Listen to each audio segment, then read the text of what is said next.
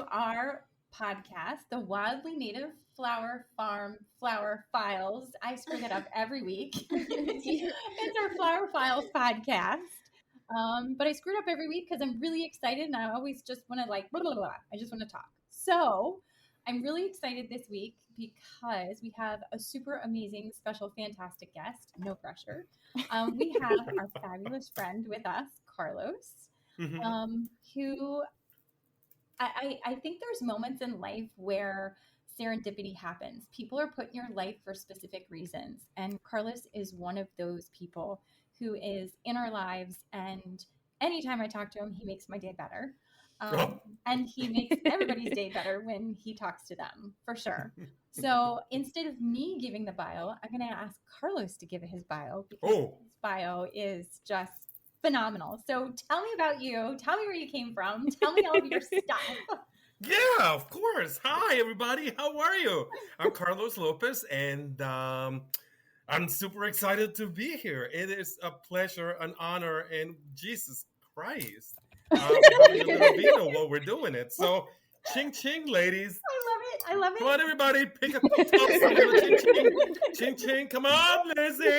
Ching ching with me. I love it. There you go. Fabulous. So, I'm Carlos. Where did I come from? I have come from so many different places. It's not even funny. I mean, you've come from Hawaii. You come from up north. You've come from fitness. You've come from events. You come from all of these places. Tell me all about all of it. Of course. So I'm going to walk back. I was adopted by this beautiful country, the United States of America, when I was 16 years old. I came from El Salvador, and I was honored with a green card out of the spot. And so I'm very blessed. I have always felt that I have, that it's my job to honor my adopters, in this case, the United States, who have gave me a lease of life and new experiences and a wonderful life career. And I do love this country very much. So that is out of the gate my first scenario. I came from El Salvador, Central America, and then I was lucky enough to live in Long Island, New York.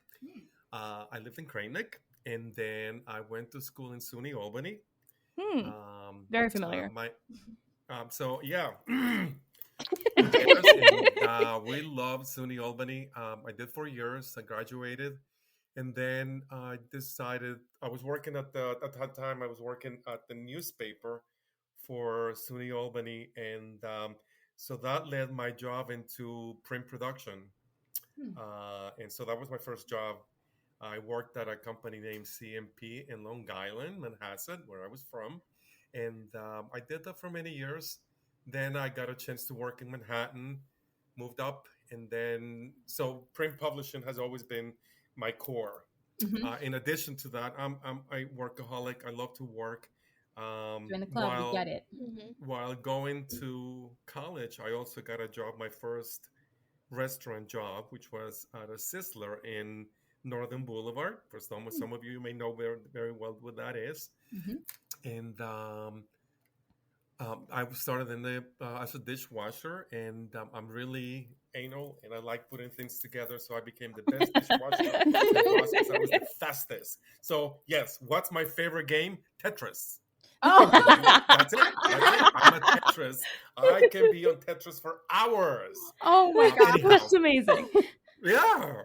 And so that was that. And then about 10 years ago, back in 2000, the year 2000, I did mention that I'm a really workaholic. Okay, yes, I did. So through my print production career, I also developed a liking and love for movement. And I became a fitness instructor. Somebody saw the fire in me and the potential in me. And once again, somebody took an opportunity, which is going to be the chain that holds this whole process. Somebody, many people, this country gave me an opportunity. Somebody saw me and said, he can be an instructor. And so that's how my fitness career started. And while doing that, I also started loving catering and events. And so a kid from El Salvador in Manhattan, trying to pay your rent. The best advice that I can give somebody who is young, lives in Manhattan, make sure that you are becoming a caterer because you get food for free, or or you must be going to every gallery opening. Guess what? Food's for free and drinks. Ching! So that was that, and I'm gonna make it a little bit shorter because I don't want to take the whole time. But 10 years ago, I was living in Los Angeles. Um, I still working in production, print production for Variety magazine, and I was also working in fitness for Equinox. I did that for a decade, and then decided to move back up to New York, where my partner and I, John, decided to take his elementary school. And we decided to make it a small boutique hotel. And thus, that is what the Sherman Inn is, or still is. So, 7 years later, 24 hours before COVID, we were able to sell the business and the building. Wow. And at that time, I had being an entrepreneur and owning your own business, not only the boutique side, but then I realized very quickly that we needed to make a lot more money because it's a school building. And so there is a lot of caring that needs to be placed onto that business. And so suddenly I realized that I needed to start teaching classes, which I did in the auditorium. And then we converted that space into an event space. And we were really proud to be able to provide an elementary school experience to all our guests, that now they can sleep in their classrooms. Now you can get married at your school. That's wild. And so it was kind of fun. And that's how my whole, again, going back and thinking about catering, when I was in my 20s, my 30s, and my 40s, everything that I have done had led me to this one spot. 3 years ago, we sold the business right before COVID hit us. We were lucky enough to do that. And then I got a job with a fabulous family-owned business, Emma Spencer Living. And they made me part of their family, their work family. And I was in charge of one of their locations in Palm Springs. So I went back to California, which I always wanted to do. That was my dream, to go back. And so I did that for about a year and a half. And then the property that I was managing, we were able to sell it. And at that time, I got an invitation to go back and live in Hawaii. So Emma Spencer Living has properties in Hawaii, Guatemala, and Palm Springs. Now, no longer, they only have properties in Hawaii and Guatemala. And I was lucky enough to be able to travel through all the different sites and help out. And that's how I ended up in Hawaii. About a year ago, actually not even a year ago, almost a year now, November 17th will be my anniversary as a Eastern Shore, Chestertown person. 1 year anniversary! So I took a leap of faith and decided that Hawaii was no longer a place for me creatively. And, as we were trying to develop our wedding business, and it just kept getting stop after stop. So Chestertown was who was calling at the time, and they invited me here, and so here I am. I love it. I love it. I love it. I love it. It must be so different seeing the seasons change as opposed to being where it's kind of the same all the time.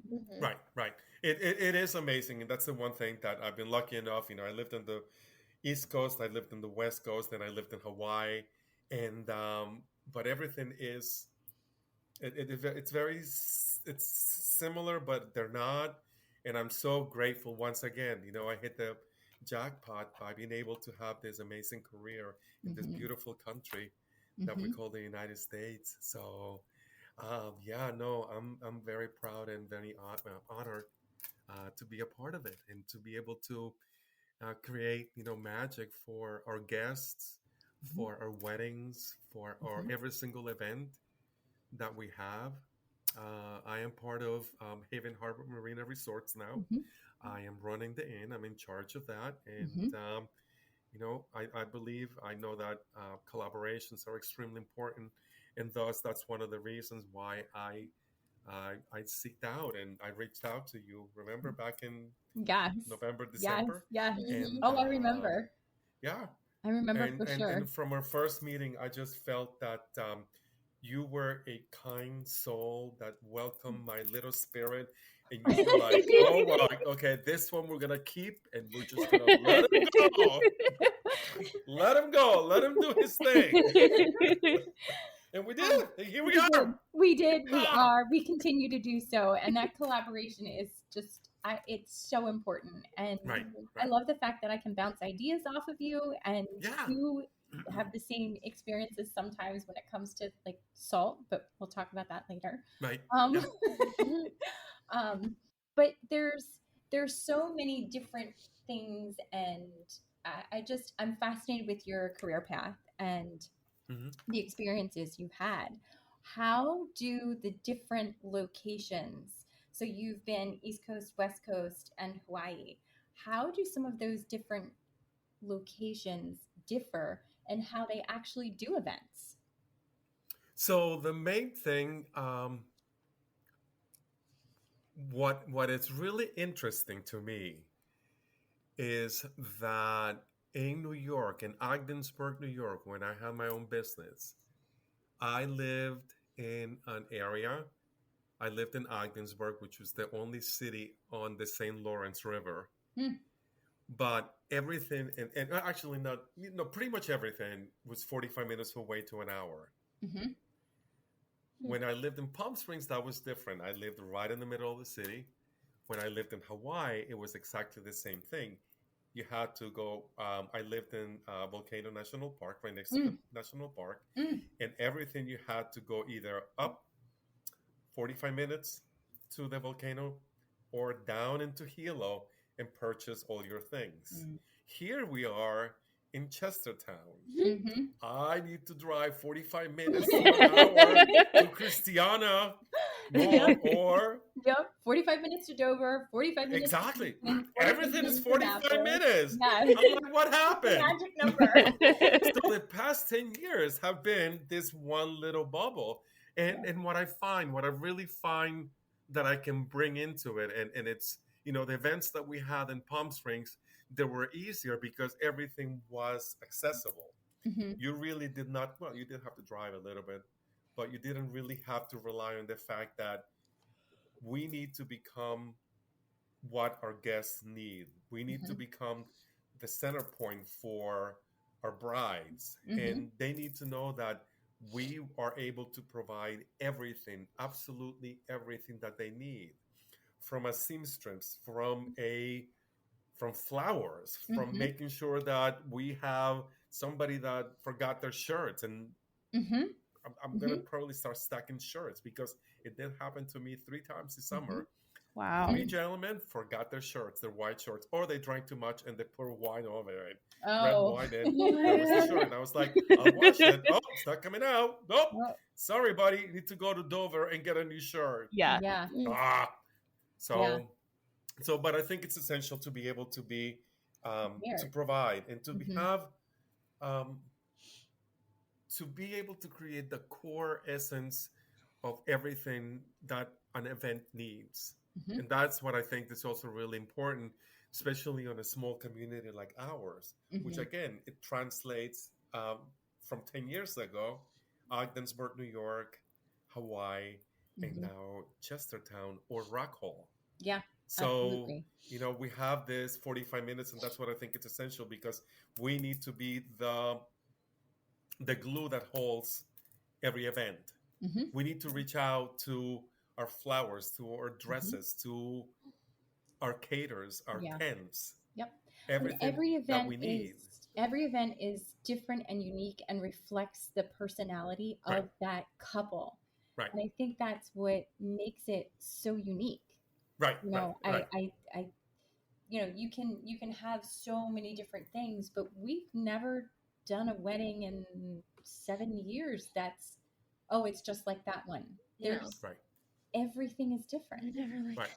Mm-mm. And that's what I think that, being an innkeeper, being in hospitality, you know perfectly well that no one single day is going to be the same. I'm Mm-mm. pretty sure that you guys experience the same experiences, that you have your clients and they're asking you to pick up black flowers and you're like, yep, we'll do it. Yep. We don't know where we're going to get them, but we're going to get them. So every event is special in that sense. We just need to be able to remain calm, creative, and consistent and deliver. But I think that as a small business owner and entrepreneurs, we need to be able to think 5 steps ahead, Mm-hmm. because we need to be able to, it's almost and I feel very comfortable at this age and at this point in my life that I'm able to foresee what could possibly happen. Yep. Which is, when I was in my 20s, I was not really able to see that. I couldn't really And react step to behind it or forward. calmly. You know, not Right. to be like, oh my gosh, you're not going to believe, or like, just be like, okay, we'll take care of it. You know, Yeah, we'll and take care of it. inside you may be like dying and Right. being like, Right. what are we going to do? Right. But Exactly. having that persona and being able to put that out there of like, oh, it's no big deal. We got this. When you Right. have, and I don't know about you, but it always seems like the fathers of the brides don't have a job. Oh They my don't God. have a thing. Right. So they're very like pacey. They're very like Yeah. Yeah. Yeah. Yeah. we're The last wedding that we had, the father was special. Capital S. yes. So but I think that to answer your question, it's it's interesting. We have to love what we do because it is unexpected. Not one single day it's going to be the same. Not one single bride is going to ask for the same thing. Not one single groom will ask. The grooms have become very interesting, in my opinion. They have an opinion now. A lot more Holy opinions. cow, where did that one come out? Especially with flowers. Sometimes the guys come in and they're like, nope, I don't like that color. And then other times the grooms come in and they're in here together and they're like, that's not enough flowers. And I'm like, wait, what? Huh? Oh, okay. I'm like, okay. It's crazy. Now I'm going to reverse the question. I'm going to ask you, what do you see? In your experiences? What do you see the difference? What do you see in the 7 years that you guys have done weddings? Well, I think when we first started,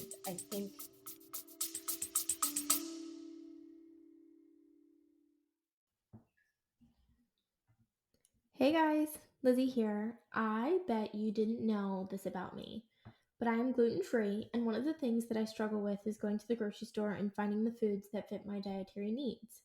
What I have been doing for the past couple of months is ordering from Hungry Root. Now, Hungry Root is an online company where you can order groceries off of their website. It's full of produce, crackers, cookies, to muffins, to meats, and all the different types of snacks and things like that. They have made my life so much easier in the process of finding foods that fit my dietary needs. There are filters that you can adjust, such as non-GMO, dairy-free, gluten-free, paleo, different preferences and things like that. So what they have done for us, because they're such a generous company, the Hungry Root team has given us a 40% off discount code on your first box. So if you use the code FLOWER40, and that's capital FLOWER 40 at checkout, you will get 40% off your first box. I'm so excited to team up with these guys. They've made such an impact on my life in the morning and to my day-to-day life, and I hope you experience the exact same thing that I do. All of the information will be linked down below, including the link to where it should already be pre-applied to your cart when you hit the link and go to their website, and I will also add the code at the bottom for easy access in our show notes. I hope you guys have a wonderful day and enjoy your first box through Hungry Road.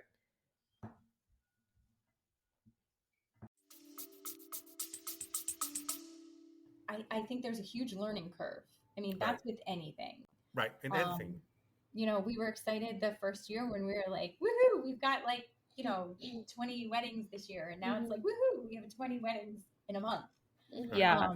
We've definitely grown and learned. And the fact that we're a farm is also Right. different because this year, the dahlias out in the field are stunning. Yeah, they're perfect. Oh my gosh. We're in the past, we were afraid to grow them because they're a fussy flower. No. Right.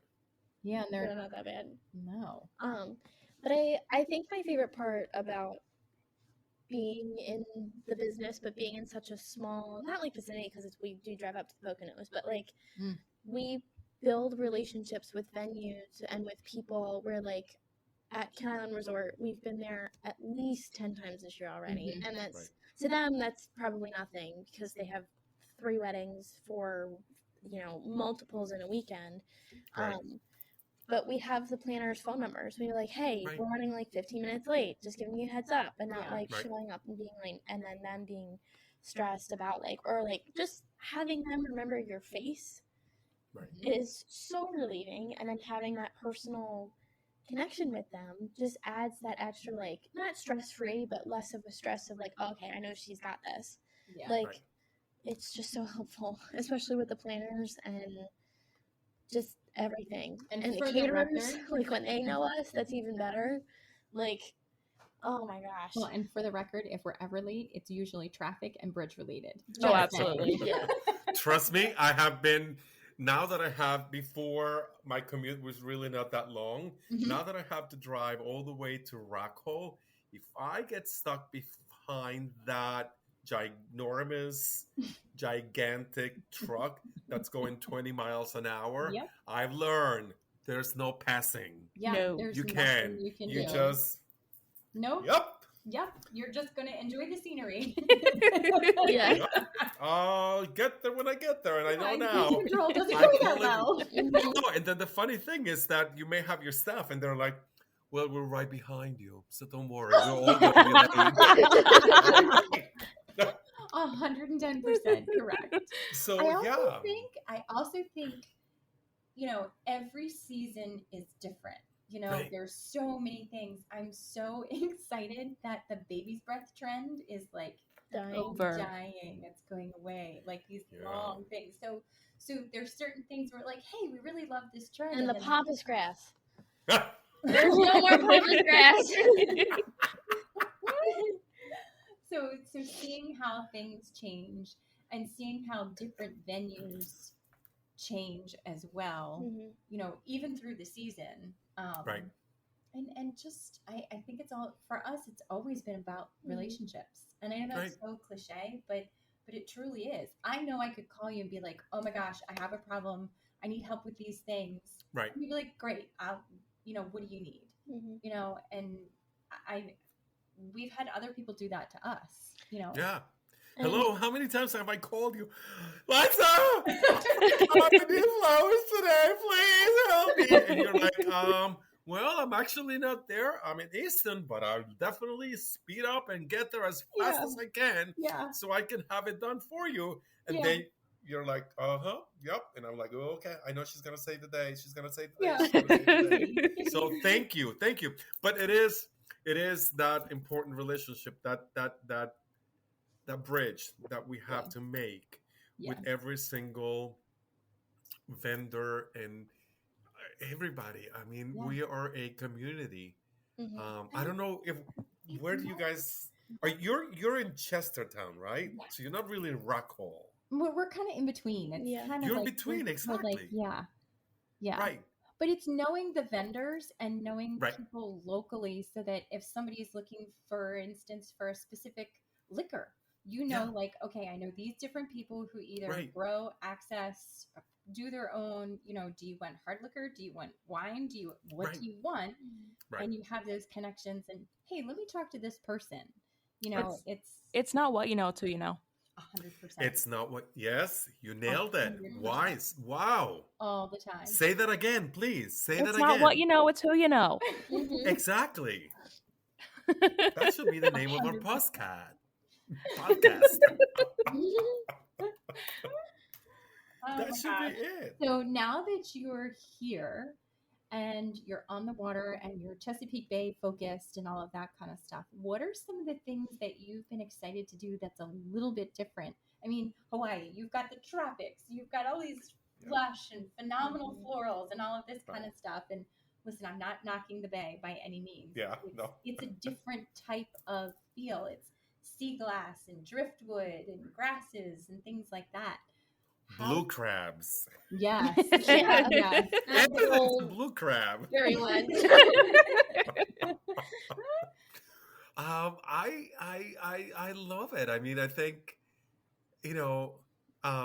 being at Haven Harbor Marina Resorts, which is really, the mothership really is the marina. Mm-hmm. The inn is just a little tiny venue where we are able to host our guests and our brides and their families. To me, the most exciting thing are buyouts. And those are the occasions when somebody will come in and they will literally rent the entire property. Mm-hmm. And it's my job. It's just so fantastic to be able to get all the keys. I'm going to show you my little Barbie key. I go to you. You want to do your wedding? Here are your keys for all your guests. Oh my God, I love it. But it's the best. It's the best job because you really get to know the families. You get to chat with them. You do breakfast for them. Mm-hmm. A lot of the times we do the rehearsal dinner. It's done on a Friday night. So we have, this little trend that happens. Most brides will get to the property on a Wednesday. Their families will get there on a Thursday, and then all their guests arrive on a Friday. And then event is on Saturday, and then we feed them and we send them home on Sunday. So that being said, okay, do you like the small events or do you like the big events? Because those are two different feels. They're two different monsters, right? Mm-hmm. At Haven Harbor, in my 10 years experience now, well, COVID really threw a monkey at us. It changed everything. Yeah. I have experienced a lot in the past 3.5 years, a lot more intimate, a lot more elopements. Mm-hmm. People just don't want to spend that kind of money on a huge wedding. Mm-hmm. And I think that, the 300 guests, 400 guests, it's gone down. I think that you're more appreciative of the people that you love and you want to have in your intimate wedding. 150, I think it's comfortable. 200 gets a little too much, but it's manageable. Yeah. But I think that that's kind of like the trend. Yeah. Which is very interesting. But I think COVID really, did it. I think it changed. I mean, COVID changed a lot of things, but I think it definitely changed this industry heavily. Right. Right. Heavily. It's not a show off anymore. It's more thoughtful, if that makes sense. Mm-hmm. I don't know how else to explain it other than that. It's made people more empathetic. Mm-hmm. Right. Agreed. Absolutely. Agreed. So you've owned your own business. You've done all of those types of things, and you still kind of do. You just kind of are doing it with them in a sense. What would be a piece of advice that you would give to somebody who is running their own business? What's the one thing that you were like, aha? That's a great question. And I can answer that in many different ways.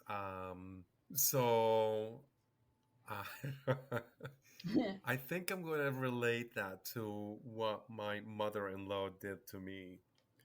John's mother, Kathy Wade, When I decided to go into this business, oh my God, I think I have it somewhere in here. Hold on. Of course, I don't have it because I try to get organized today. Um, so she said, "You want to open a school, and what are you going to do with the school?" I said, It's going to be a chic boutique hotel. How's that?" She was like, here's your gift." She gave me a book. She said, "Make sure you read this from page 1 till the end." I said, "What is this?" She goes, "How to Run an Inn for Dummies." I said, "Why do you have that?" She goes, "Because I bought it for myself." Anyway, it was an excellent example. In a small town in Ogdensburg, New York, there had never been a B&B, a B&B, period. And she challenged that at age 75. Wow. And she said, and everybody was making fun of her and laughing. And she said, "I'm going to prove you all wrong." She ended up 3 years later with three B&Bs, Wow. running them correctly, doing it with the old calendar. That's where she will write the people's phone numbers. I was like, you never sent them a reservation?" She's like, "I talked to them. That's their reservation." Wow. I'll be like, "Oh my God." So yeah. Yeah. So that's one advice if you want to run an events business, or if you want to run an inn, buy How to Run Events by Dummies, or How to Run an Inn by Dummies. It is quite exciting, really wonderful ideas, and they tell you everything that you need to do.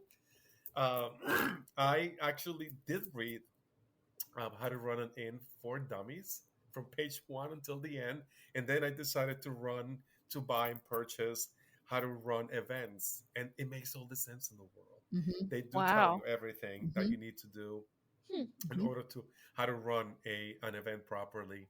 Um, Working at the inn in New York, I did make it my business to try to create that cohesive um, property that would really take care of everything. So it was my job to make sure that I had connections, that I had created all those bridges with my flowers, my seamstress, because you never know, that dress may pop and rip on the day of the wedding.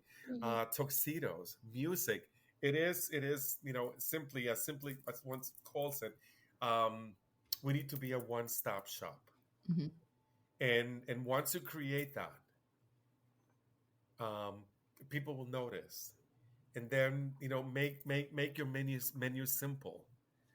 Make it, how much you want to spend for the food. You develop relationships with caterers. Yeah. Because at one point or another, you're not going to be able to do all the food for 200 guests for a wedding. Good Lord, I couldn't do it for 20.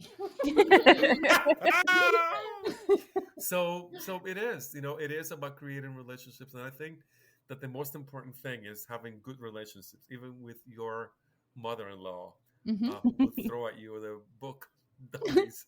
But yeah, no, I think that even in large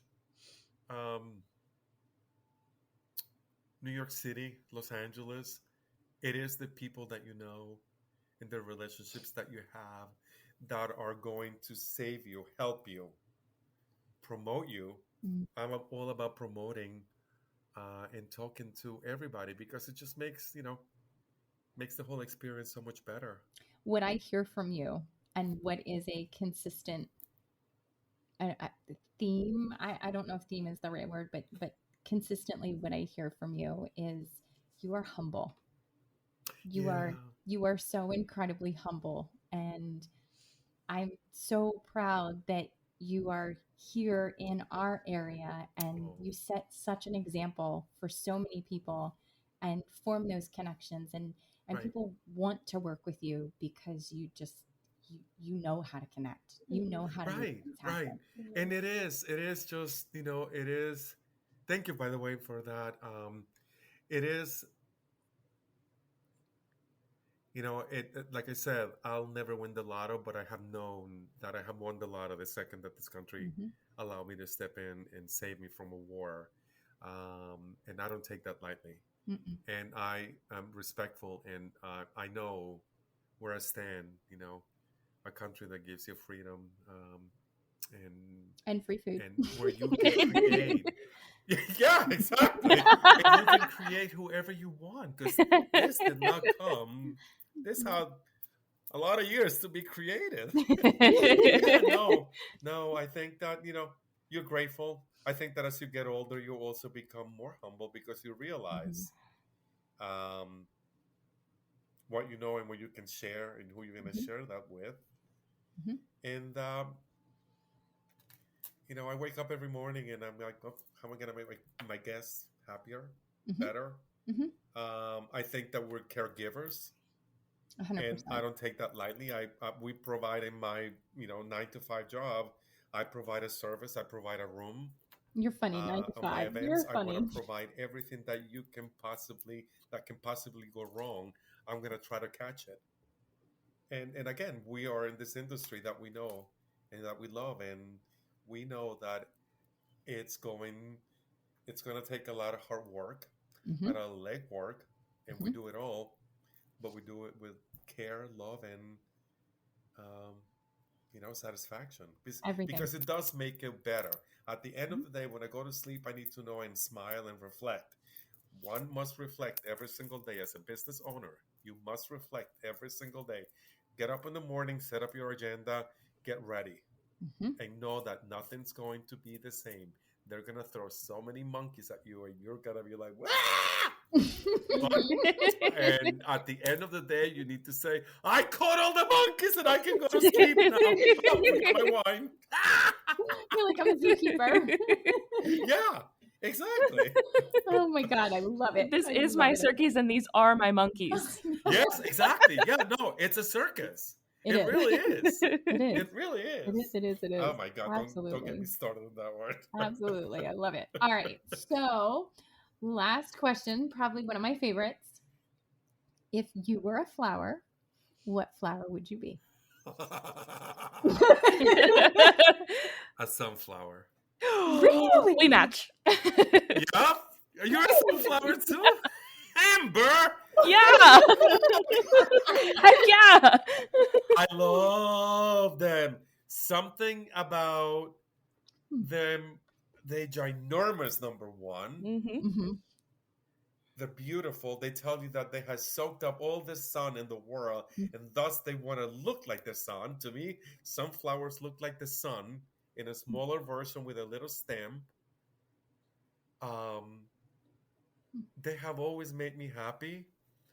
And a little secret, sometimes my nickname, some people call me Sunshine. So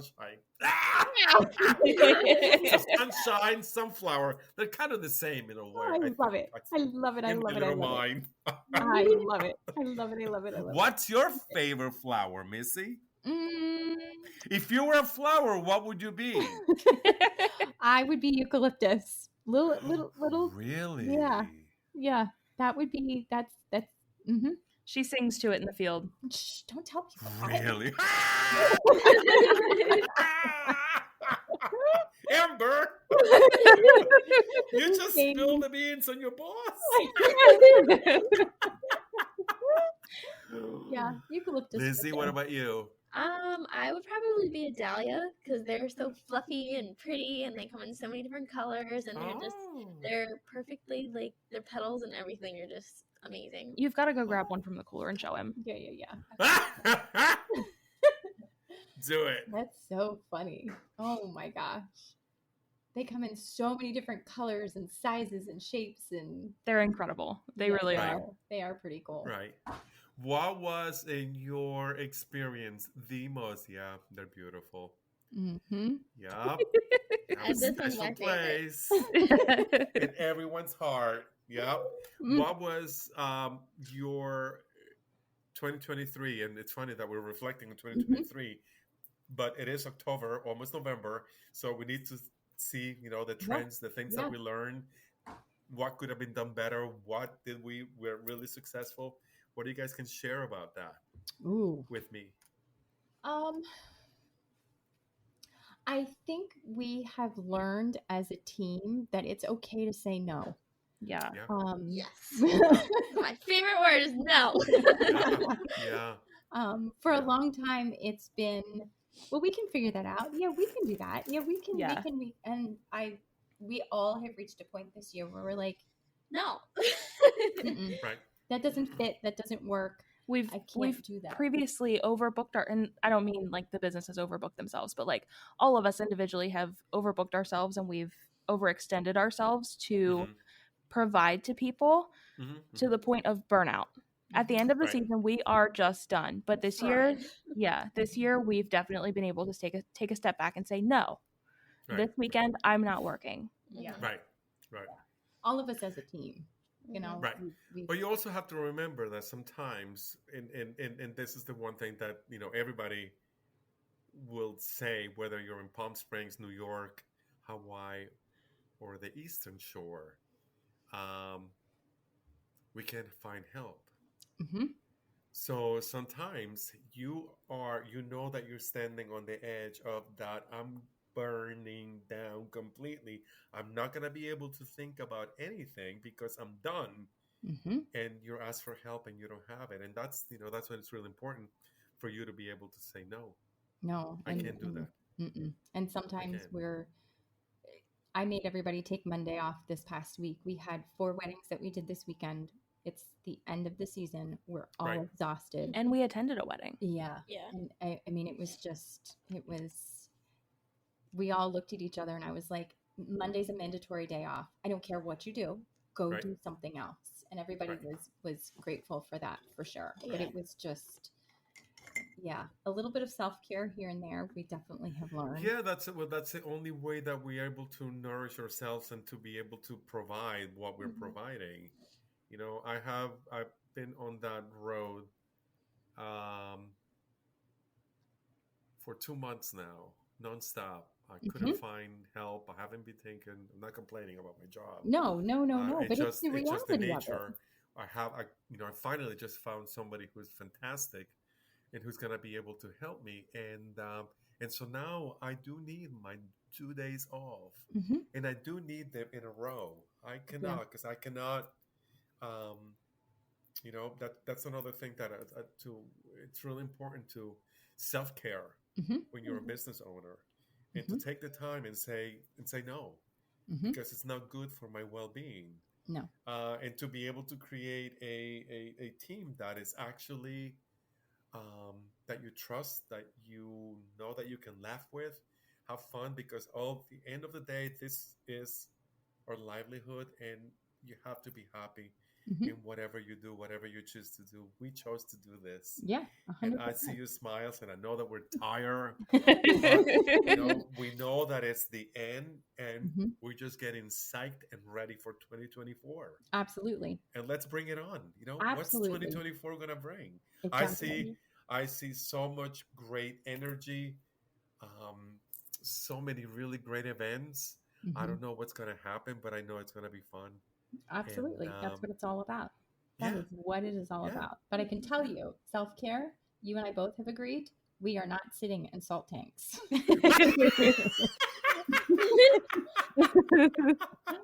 Salt tanks have a special place. Yes. Not for us. Not for me. Not for me. I can't. Nope. I still need to. And I'm gonna make it my business. But you and we're gonna take a bar class together on a Tuesday night. You're gonna see me in my tutu. I will do that 100%. We will all do it. Yeah. I love it. It is those little things, exercise. Today I was walking home and I was like, why am I so tired? And I literally felt like I had just took a spinning class, and I'm like, I was just sitting on my desk, and I'm like, for my life, I can't understand. But self-care, meditate every morning, set your day off. Yep. You determine how it's going to be. I love telling people, make it a great day, because it's in your power, it's in your choices, it's in your decisions, it's how you approach your day. And again, it's hospitality, events. It's like you said, unexpected. Not one day is the same, and So you really have to come in with a positive attitude and and humbleness and caring. 100%. Because you are 100%. providing. You are who you need to be. Yep. Perfect. For others. Perfect. All right, Mr. Sunshine.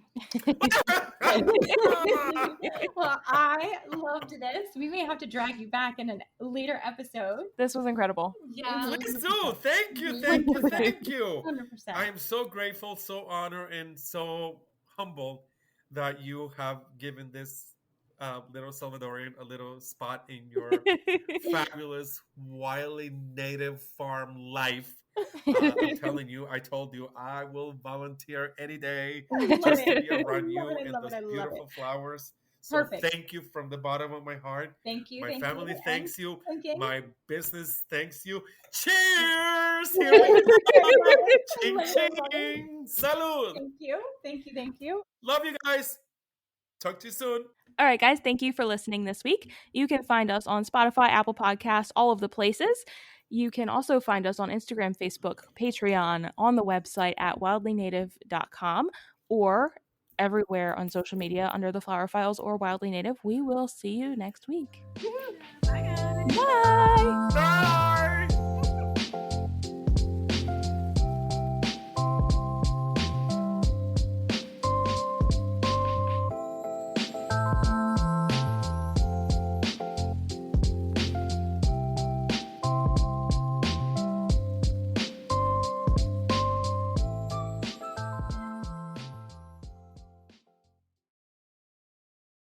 Hey guys, just dropping a line to tell you about Patreon.